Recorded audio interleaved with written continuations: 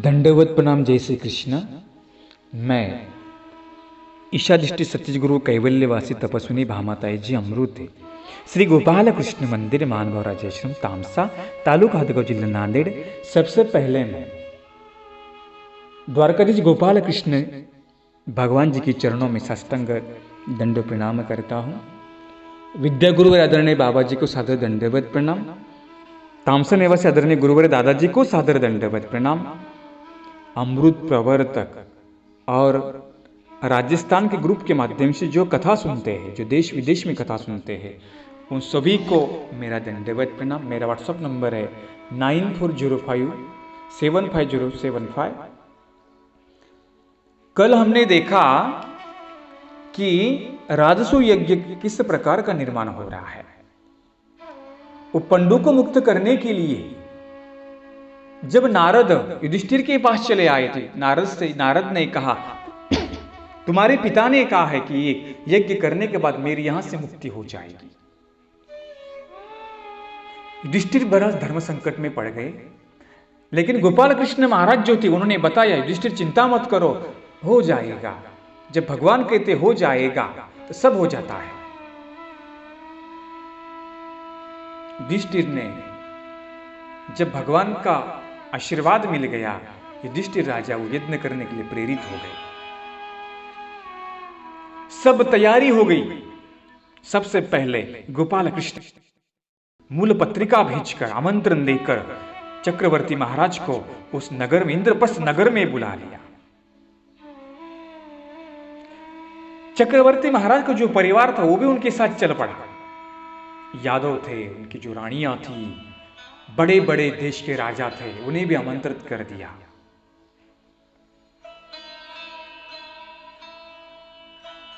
चक्रवर्ती महाराज इंद्रप्रस्थ में चले गए।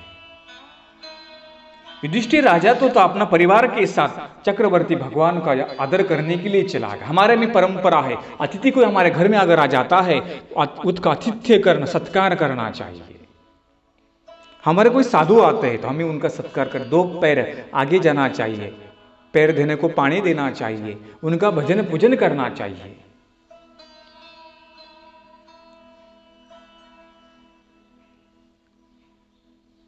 जब हम राजस्थान गए थे खैरवा, और हमारे बड़े पप्पा है कान सिंह जी भवर पुरोहित, जिन्होंने जय श्री कृष्ण नाम का ग्रुप उत्पन्न किया है, उन्होंने पदयात्रा की। उन्होंने पदयात्रा में देखा कि यहाँ लोगों का स्वागत कैसा होता है, ये कैसा होता है। जब हम गए थे खैरवा तब उन्होंने भी अपने परिवार के साथ हमारा भी ऐसा स्वागत किया था वहां। और उनकी आंख में आंसू थे। क्यों थे? उन्हें पता था इतना दूर कोई साधु आता नहीं, मेरा कितना भाग्य है, ये साधु मेरे घर चले आए। तब हमने उन्हीं को देखा। मैं आपको उदाहरण दे दिया, ऐसे तो बहुत ऐसे लोग भी है। युधिष्ठिर राजा उनके सामने चला गया, आदर किया, सम्मान किया। युधिष्ठिर ने मां उत्सव किया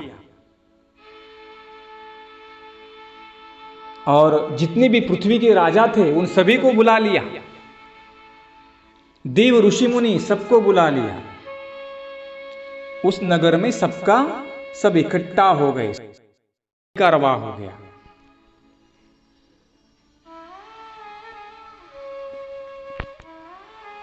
उसके बाद देवकी और चक्रवर्ती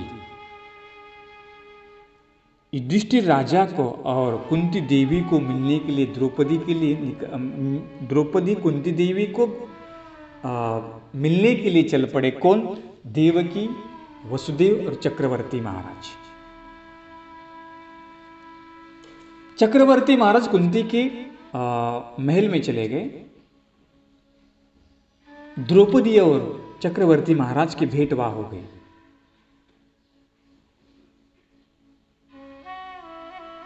चक्रवर्ती महाराज ने कहा, द्रौपदी, देवकी माता को नमस्कार करो, ये मेरे पिता और ये मेरी माता है। द्रौपदी को पता नहीं था ना इनके पिता माता कौन है। चक्रवर्ती महाराज परिचय कर रहे थे। द्रौपदी को बड़ा आनंद हो गया, क्योंकि द्रौपदी निष्ठावंत भक्त थी। किसकी थी? गोपाल कृष्ण महाराज की थी। भक्त और ईश्वर में वहां मिलाप हो गया।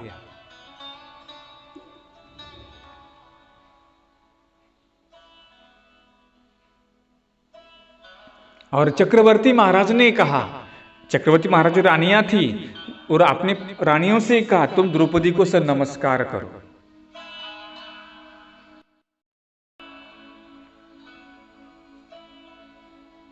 चक्रवर्ती महाराज ने बताने के बाद द्रौपदी देवकी के पास चली गई। चक्रवर्ती महाराज ने देवकी से कहा तुम कुंती देवी को नमस्कार करो।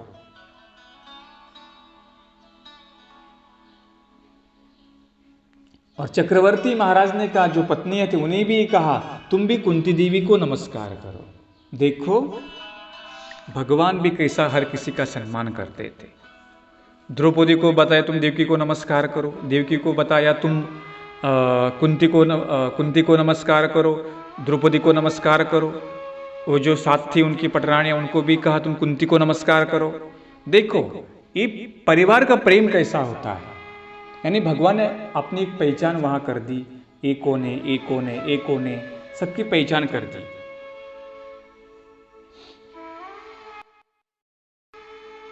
चक्रवर्ती महाराज सभा मंडप में चले गए, वहां से कुंती देवी आ गई।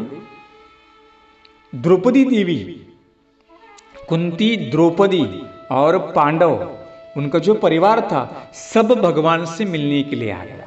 और यहां से देवकी, वसुदेव, चक्रवर्ती महाराज और उनका 56 कोटि जो यादव परिवार था वो वहां से आ गया।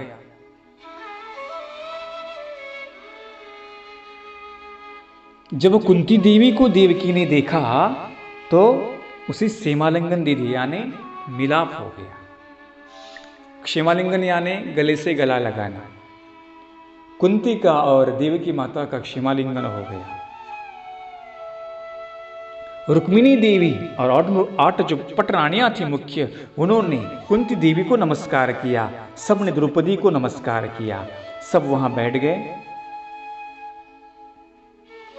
कुंती देवी ने सबको तांबूल दे दिया। सत्यभामा द्रौपदी से कहती है,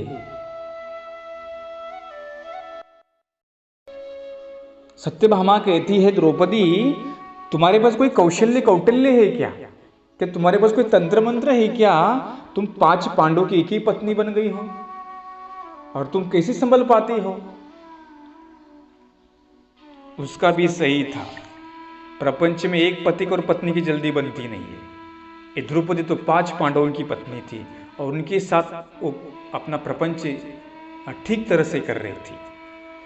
सत्यभामा को आश्चर्य लग गया था।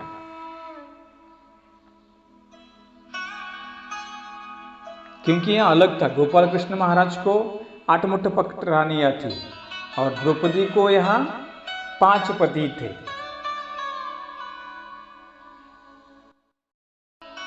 तो द्रौपदी ने कहा मेरे पास वशीकरण विद्या है, मैं वशीकरण जानती हूं।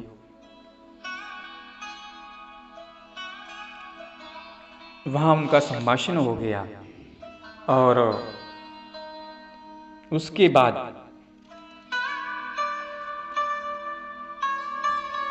जो द्रौपदी माता थी उन्होंने सबका पाहुनरों केला, यानी उन्हें भोजन खिलाया। द्रौपदी माता ने वह एक संदर्भ हमें बताया है, जो अगर पति पत्नी में अगर प्यार हो जाता है तो उनका प्रपंच अच्छी तरह हो जाता है।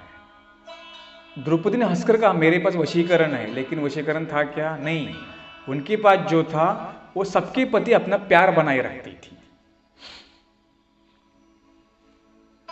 उस रासु यज्ञ में सब अपने बिडार पर चली गई। उस यज्ञ में युधिष्ठिर राजा ने जो यज्ञ किया था वो सब पृथ्वी के राजे। लेकिन एक बार क्या हुआ, यज्ञ में शिशुपाल यानी चक्रवर्ती महाराज की शिशुपाल जो था, देवकी जो माता उनकी जो बहन थी यानी गोपाल कृष्ण महाराज की मासी, उनको वो बेटा था। उसको 3 आंख थे 3 नेत्र थे, एक यहाँ ऊपर था, 2 ये थे। जब वो पैदा हो गया तो वो अलग तरह से पैदा हो गया। उसी को शिशुपाल को माता को लगा ये मेरा बेटा राक्षसी, उसे फेंक दो। देवकी ने कहा ऐसा नहीं है,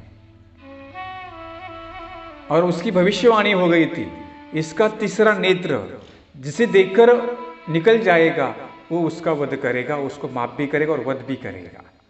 जब गोपाल कृष्ण महाराज मिलने चले गए शिशुपाल को देखने के बाद, उसका जो तीसरी आंख थी वो निकल गई और उनको पता चला कि मेरा बेटे के वध कृष्ण के हाथ से होगा।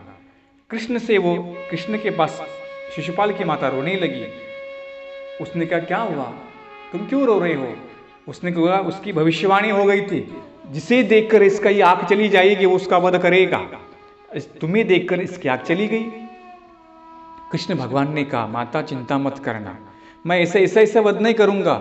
इसके 100 अपराध पूरे होने के बाद उसके मैं 100 अपराध उसे माफ करूंगा, लेकिन जब तक वो 100 अपराध नहीं करेगा तब तक मैं इसका वध नहीं करूंगा, कुछ भी कहे।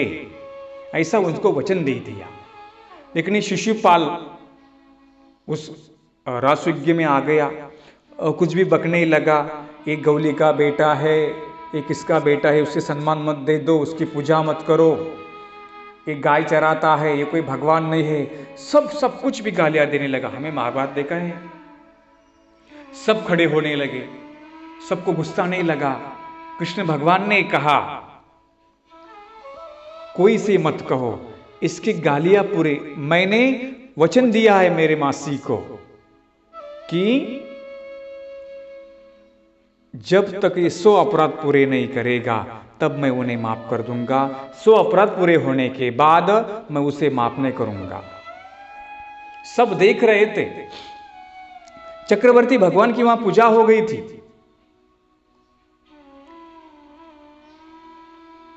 पहले कहता व्यास की पूजा करो, व्यास ने कहा मेरी नहीं, उसके योग्य एक ही है, वो देखो वो बैठा है, वो गोपाल कृष्ण महाराज, वो जगनेता पर ब्रह्म परमेश्वर है, वही पूजे का सम्मान, उनका मान करो। व्यास विद्यावंत थे, उन्हें पता था कि गोपाल कृष्ण महाराज कौन है। विद्यावंत को त्रिकाल ज्ञान होता है ना, गत भविष्य वर्तमान। व्यास विद्यावंत थे और कृष्ण चक्रवर्ती को पूजा का मान क्यों दिया, ये शिशुपाल को अच्छा नहीं लगा और वहां शिशुपाल गालियां देने लगा।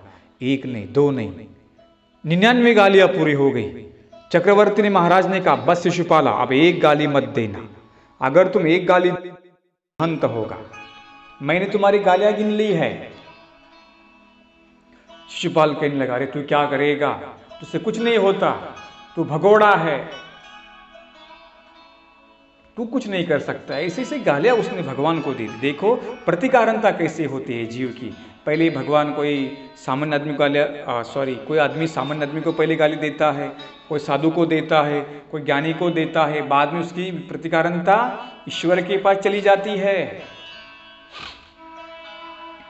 इसकी भी प्रतिकारणता वहां चली गई और चक्रवर्ती महाराज ने 100 गालियां पूरे होने के बाद उसका वध कर दिया सुदर्शन चक्र से और उस यज्ञ का पूरा हो गया। कारण कहते हैं राजस्व यज्ञ में आदमी की बलि देनी पड़ती है और शिशुपाल की बलि वहां दी गई। तेने करुण पंडुग्रत्वापासून उसका मुंचन होकर वो ब्रह्मलोक, इस प्रकार राजस्व यज्ञ सफल हो गया। शिशुपाल की बलि दी गई। वहां अनेक गांव के राजा आ गए, ऋषि मुनि लोग आ गए, वहां पूजा पाठ कोई होगा और उस यज्ञ में शिशुपाल की वध हो गया। उस शिशुपाल का वध होने के बाद देवता का नियम होता है, 100 यज्ञ करने के लिए किसी का मनुष्य का वध करना पड़ता है, तब वो यज्ञ का फल मिल जाता है। देखो कितनी विकट भक्ति है, कितनी कठिन भक्ति है देवताओं की। ऐसे ईश्वर की है क्या? ईश्वर कोई ना बलि मांगता है, न किसकी बलि मांगता है। इसलिए ईश्वर कहते हैं श्रद्धा रखो, भाव करो, सिमरन करो, मुझे याद करो, बस सब कुछ मिल जाएगा। ये फर्क है देवता भक्ति में और ईश्वर भक्ति में। देवता भक्ति में हिंसा करनी पड़ती है और ईश्वर भक्ति में करना पड़ता है, इसे सात्विक भक्ति कहा जाता है। इस प्रकार उसका वध होने के बाद पंडु का ग्रहत्व से मुंचन हो गया। वहां जो वो पत्थर में वहां रखा था उसका मुंचन कर कर ब्रह्मलोक गया। इसे क्या कहते हैं? इस ईश्वरी का समर्थवाद कहते हैं। चक्रवर्ती महाराज ने उसे वहां भेज दिया और उसका भी यज्ञ सफल हो गया। इस प्रकार राष्ट्र यज्ञ किस प्रकार सफल हुआ ये कथा हमने सुनी। इसलिए किसी का गाली नहीं देना, किसी का मन नहीं दुखाना, नहीं तो हमारी प्रतिकार शिवपाल जैसे भगवान के पास चली जाती है। एक बात याद रखना और एक कथा सुनना, कथा अपने जीवन में उतार लेना और आचरण करने का प्रयास करना। भगवान के पास शरण जाने का प्रयास करो। कृष्ण चक्रवर्ती महाराज की सहायता ले लो, तुम्हें भी भगवान सहाय करेंगे। इतने मैं आज कहता हूँ। जय श्री कृष्ण, दंडवत प्रणाम।